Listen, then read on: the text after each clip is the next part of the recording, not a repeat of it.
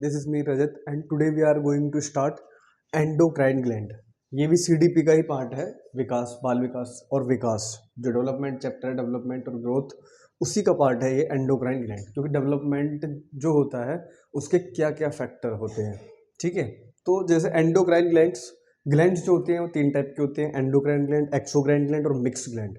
और यहाँ हम एंडोक्राइन ग्लैंड के बारे में पढ़ेंगे। तो एंडोक्राइन ग्लैंड में ये कुछ 10 ग्लैंड्स हैं, ठीक है। मैं इनको साथ के साथ आपको याद करवाने में भी हेल्प करूंगा। जैसे फर्स्ट इज हाइपोथैलेमस, ठीक है। हाइपोथैलेमस ये कहाँ होती है? ये ब्रेन में पाई जाती है, हाइपोथैलेमस ग्लैंड, ठीक है।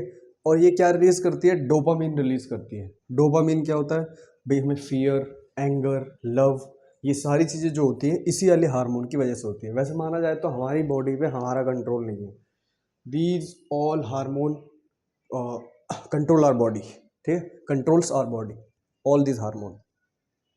अब हमें प्यार होता है या कुछ भी चीज़ होती है वो डोपामिन की वजह से होती है। जब तक डोपामिन दिमाग में रहता है तब तक प्यार है, डोपामिन खत्म, प्यार खत्म, ठीक है। तो ये सारी हो जाए। अब इसको ये डोपामिन ये जो होती है हाइपोथैलेमस, ये पिट्यूटरी को कंट्रोल करता है। तो पिट्यूटरी जो भी काम करेगी with the help of dopamine plus pituitary और प्लस उसके जो हार्मोन हैं, जो पिट्यूटरी के हार्मोन होते हैं, ठीक है। तो हाइपोथैलेमस का ये सिंपल सा ये हो गया, ये फियर, एंगर और लव को कंट्रोल करता है और पिट्यूटरी ग्लैंड को भी कंट्रोल करता है। नेक्स्ट है हमारी पिट्यूटरी ग्लैंड। पिट्यूटरी ग्लैंड जिसको पीयूष ग्रंथि कहते हैं, इसी को मास्टर ग्लैंड ऑफ, अब ऐसे कहते हैं master gland of our body. तो मास्टर ग्लैंड क्यों कहते हैं? क्योंकि ये सारी और जितनी भी ग्लैंड्स हैं ना उन सबको कंट्रोल यही करती है। कहाँ होती है? यहाँ होती है। इसी के ऊपर होती है हाइपोथैलेमस। मैं बता भी दूंगा कौन कौन सी कहाँ पर होती है। एक तो यहाँ पे इसके ऊपर ये हाइपोथैलेमस और उसके पास में ये पिट्यूटरी। अगर हटा के देखते हैं, इसका डायग्राम भी है, वो भी मैं आपके साथ शेयर कर दूंगा, ठीक है। पिट्यूटरी, इसे मास्टर ग्लैंड क्यों कहा जाता है भाई? क्वेश्चन तो ये भी ज़्यादातर ये आता है कि which gland is called master gland of our body.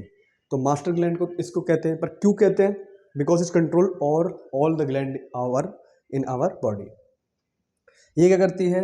ये क्या करती है? देखो ये TH लिखा है, मतलब हाइपोथैलेमस। हाइपोथैलेमस के साथ मिलकर के पिट्यूटरी और ये एक सीमाटोट्रॉफिक हार्मोन प्लस GH हार्मोन दोनों को रिलीज करती है, ठीक है। पिट्यूटरी का काम जैसे हाइट है, हाइट लटकने से इन सब से नहीं निकलती। ये यहाँ हाइट जो होती है, यहाँ पे जो पिट्यूटरी ग्लैंड है ना, ये हार्मोन को सीक्रेट करती है, ठीक है। जब ये अगर वाइब्रेट करती है या हिलती है तो, ठीक है, तब ये अपना HGH, इसे GH हार्मोन कहते हैं, यानी ग्रोथ हार्मोन, ठीक है।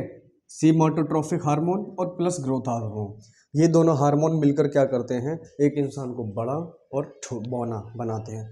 अगर ये ज़्यादा रिलीज हो जाए, ज़्यादा रिलीज हो गया तो जीजेंटिज्म, यानी कि लंबा इंसान हो जाएगा, काफ़ी लंबा हो जाएगा, 6 फुट 7 फुट।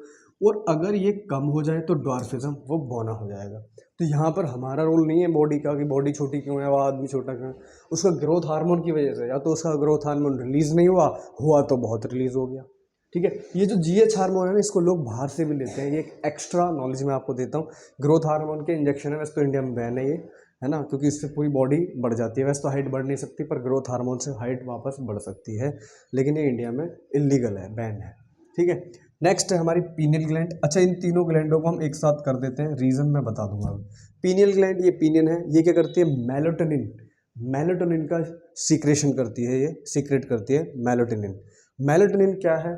जब आप सोते हो तो अगर आप लाइट को ऑन करके सोते हो तो मेलाटोनिन आपका ज़्यादा सीक्रेट नहीं होता, जिसके कारण नींद नहीं आती। अगर आप लाइट को ऑफ करके सोते हो, ज़्यादा से ज़्यादा मेलाटोनिन बनता है तो अच्छी नींद आती है। ये मेलाटोनिन आपका जब आप सोना स्टार्ट कर देते हो 10 से लेकर के और सुबह तक ये रहता है, ठीक है। देखा ना, कोई लाइट ऑन कर देता है तो एकदम से नींद खुल जाती है, उसका रीज़न ये मेलाटोनिन का। दूसरा, ये बायोलॉजिकल क्लॉक को भी कंट्रोल करता है, ठीक है। बायोलॉजिकल क्लॉक क्या होती है?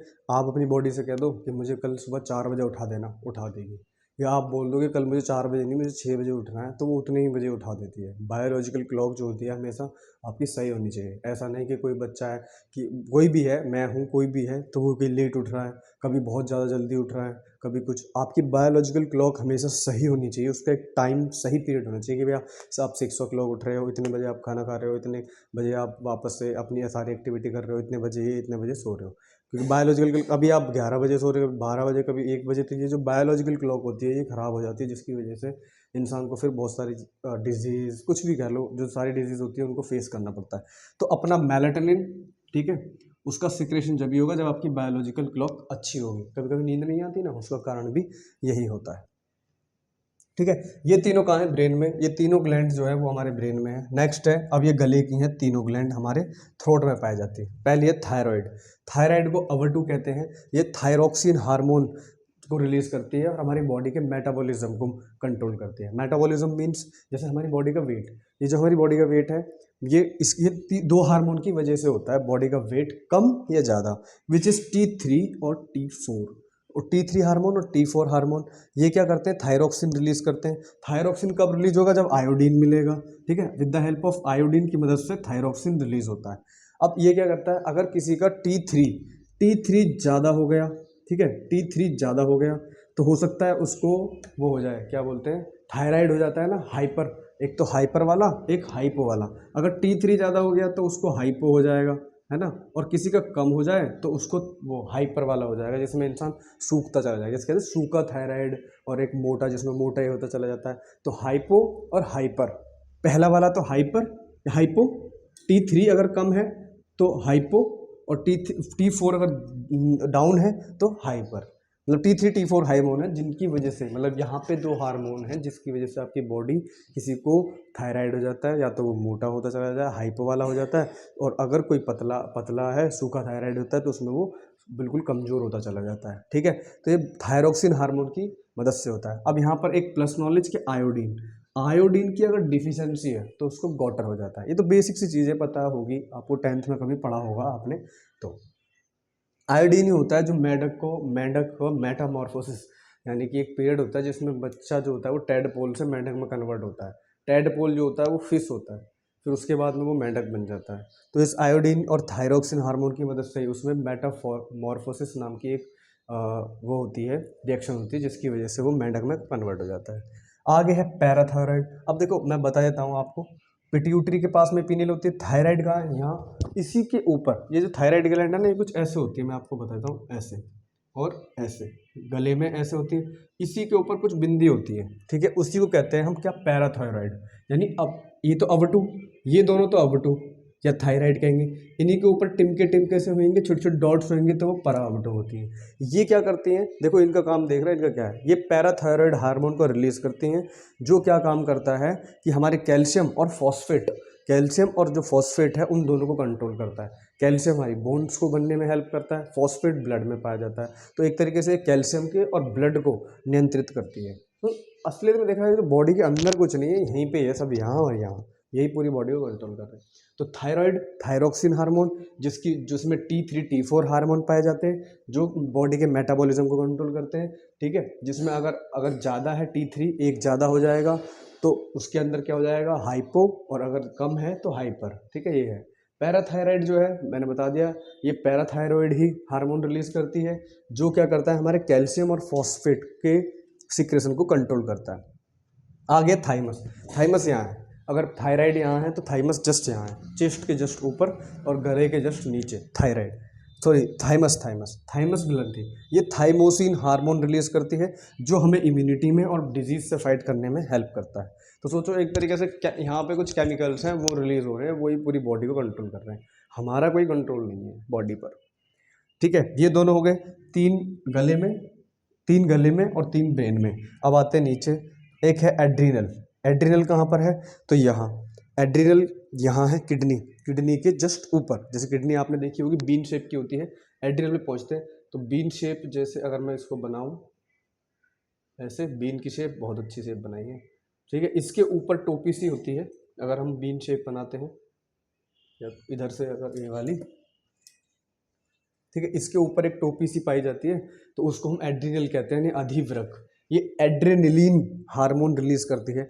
एड्रेनलिन हमारा एक ऐसा हार्मोन होता है, जब हम कभी मुसीबत में होते हैं या कोई सडन रिएक्शन होती है, या फिर कुत्ता हमारे पीछे पड़ जाता है, ठीक है, ये हमारा फियर में हेल्प करता है, फियर में, फ्लाइट, भाग जाने में, लड़ाई हो गई किसी से फटाफट फाइट में हेल्प करता है, ये एड्रेनलिन हार्मोन ही होता है जो हमारी। और 4S, स्वीट, सॉल्टी, स्पाइसेस और सार, ये 3 जो हमारे टेस्ट होते हैं ना, इनको भी रेगुलेट करता है एड्रेनलिन, और ये एनर्जी देता है। कब? इसे इमरजेंसी हार्मोन भी कहा जाता है। जो एड्रेनलिन हार्मोन है इसे इमरजेंसी हार्मोन भी कहा जाता है, क्योंकि ये इमरजेंसी में काम आता है। जैसे कुत्ता पीछे पड़ जाए या कोई ऐसी सिचुएशन हो जाए है ना, जिसमें आपको कोई ज़रूरत है ना, आप भाग रहे हो, ठीक है, आप लड़ाई होने वाली है, भाग रहे हो आप, या आपकी लड़ाई होने वाली है, लड़ रहे हो आप, तो उस समय यही एड्रेनलिन रिलीज करता है। अब मान लो आपके आपके कोई सिचुएशन हो जाए, इसमें क्या होता है, आपका बीपी हाई हो जाएगा, ब्लड सप्लाई तेज हो जाएगी एड्रेनलिन में, है ना। फिर क्या होता है कि जब देखते हैं कि भाई इमरजेंसी सिचुएशन शांत हो गई, तो उसके बाद फिर ये एड्रेनलिन कम हो जाता है और फिर वापस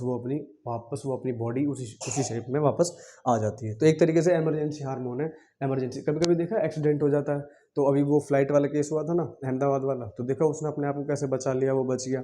तो ऐसी ऐसी ही सिचुएशन में काम आता है, एक्सीडेंट हो जाए, किसी का एक्सीडेंट हो गया और वो बच गया, सामने वाला बच गया और कुछ लोग थे जो मर गए, बाइक एक्सीडेंट हो जाए, तो उस समय जो सिचुएशन होती है ना, उन सबको हैंडल करने में ये हार्मोन, कभी आप कुछ खा रहे हो, खाना खाते खाते वक्त आपको लगेगा खाने में बहाल है, आपको दिख गया, तो ऐसी सिचुएशन। और फिर उसके बाद में अगर आपने कोई किसी कीड़े को एकदम से देख लिया, या आपके आसपास कोई कीड़ा चल रहा था, तो ये इमरजेंसी सिचुएशन में ये सारा काम आता है, एनर्जी देता है बॉडी को अंडरस्टैंड करने में। आगे है फिर पैनक्रियाज। पैनक्रियाज जो होती है वैसे मिक्स ग्लैंड का पार्ट है, पर इसको भी पढ़ लेते हैं। पैनक्रियाज जो होती है ये यहाँ होती है हमारी। पैनक्रियाज जो होती है ये एंजाइम्स भी बनाती है, साथ साथ इंसुलिन रिलीज करती है। तो इंसुलिन जो होता है ये क्या काम करता है, जैसे हम ज़्यादा शुगर खा रहे हैं, तो उस शुगर को कंट्रोल करने के लिए एक एंजाइम की ज़रूरत पड़ती है, एक हमें केमिकल की ज़रूरत पड़ती है, विच इज़ इंसुलिन। अब ये इंसुलिन अगर ब्लड आप ज़्यादा शुगर ले रहे हो, इंसुलिन अगर कम निकल रहा है, कम रिलीज कर रही है बॉडी, तो उस केस में डायबिटीज़ हो जाएगी। और अगर सही सही मात्रा में अगर हम शुगर ले रहे हैं तो कोई प्रॉब्लम नहीं है। अब डायबिटीज़ अगर डिफिशेंसी ऑफ इंसुलिन है तो उसको डायबिटीज़ हो जाएगी, ठीक है। तो ये होता है, ये हमें पता है, डायबिटीज़ तो सबको पता है, मधुमेह बोलते हैं, मधुमेह रोग जो होता है, ठीक है। इम्यूनिटी सबको पता है, हमारी बॉडी को इम्यूनिटी देती है, यानी सुरक्षा करती है, ये मैंने बता दिया, ठीक है। बायोलॉजिकल क्लॉक यानी हमारे शरीर के अंदर एक घड़ी है, ये इंग्लिश में लिखा हुआ है तो कन्फ्यूज मत होता। आगे है फिर टेस्टिस और ovary. Testis as we know that कि ये मेन का रिप्रोडक्टिव ऑर्गन में दो स्कॉटम होते हैं, स्कॉटम में होते हैं दो बॉल्स, टेस्टिस वो होती है। और ये क्या काम करता है, टेस्टिस, सॉरी उल्टा हो गया, टेस्टिस टेस्टोस्टेरोन हार्मोन रिलीज करते हैं और ओवेरी जो होती है वो एस्ट्रोजन हार्मोन रिलीज करती है, which is capable for reproduction. ये रिप्रोडक्शन में हेल्प करते हैं दोनों के दोनों हार्मोन। तो this is all about endocrine gland, ठीक है। अगर इंग्लिश में हिंदी भी इंग्लिश में नहीं लिखे तो मैं एक बार इनको वापस समझा देता हूँ। जैसे हार्मोन के नाम ऐसे ही है भाई, मेलोटोनिन है तो मेलोटोनिन है, थायरोक्सिन है तो थायरोक्सिन है, आयोडीन है तो आयोडीन है, पैराथायरॉयड है तो पैराथायरॉयड है। तो इंग्लिश और हिंदी दोनों में सेम ही है, ठीक है। जैसे ड्वार्फिज्म है, हाँ ये बोनापन है, ये बोनापन है, जीजांटिज्म है, ये लंबापन है, एक आदमी लंबा। बायोलॉजिकल क्लॉक मैंने बता ही दिया, ठीक है। तो this is all about endocrine gland. और हमारी बॉडी पे हमारा कंट्रोल नहीं होता, तो what we have learn about this, क्या हमारी बॉडी पे हमारा कंट्रोल नहीं होता, कुछ केमिकल्स और हार्मोन्स होते हैं वही हमारी बॉडी को कंट्रोल करते हैं, हमारा पूरी बॉडी पे कोई कंट्रोल नहीं है। क्योंकि बॉडी का काम करती है, अगर तुम कुछ ऐसी सिचुएशन क्रिएट कर रहे हो, बॉडी हार्मोन रिलीज कर रही है और फिर एक्ट कर रहे हो, ठीक है। तो इन हार्मोन्स पे अगर कंट्रोल हो जाए तो बॉडी भी कंट्रोल और कोऑर्डिनेशन में आ जाएगी, और कंट्रोल और कोऑर्डिनेशन का काम ये वाली ग्लैंड करती है। तो मोस्ट ऑफ द इन सब ग्लैंड्स में मेन पिट्यूटरी है, मास्टर ग्लैंड। आप मास्टर ग्लैंड को संभालो, बाकी सब कुछ अपने आप समझ जाएगा। इसका पता है एक काम हो रहा है, प्लेसिबो, मैं एक चीज़ और बता देता हूँ इसके बारे में, पिट्यूटरी के बारे में। Placebo, PLACIBO, placebo. प्लेसिबो मतलब ये क्या होता है कि जैसे कोई इंसान है और उसको कोई डिजीज़ हो गई और वो ठीक नहीं हो रहा, लेकिन वो अपनी पिट्यूटरी ग्लैंड की हेल्प से ये बोले कि भाई मैं ठीक हूँ, मेरे कोई डिजीज़ नहीं है, मेरे कोई डिजीज़ नहीं है, मैं बिल्कुल ठीक हूँ, तो इस प्लेसिबो इफेक्ट से वो पर्सन ठीक भी हो जाता है, which is also pituitary gland ही होती है जो हेल्प करती है इन सबको हार्मोन को रिलीज़ कर देने में, और एक पर्सन फिर वापस ठीक हो जाता है, उसको कोई डिजीज़ नहीं होती, ठीक है। ये एक एडवांस में कुछ था। तो ये है हमारी अंतस्रावी ग्रंथियाँ, ठीक है। आगे हम नेक्स्ट जो भी डेवलपमेंट इसकी स्टेजेस हैं उनके बारे में पढ़ेंगे।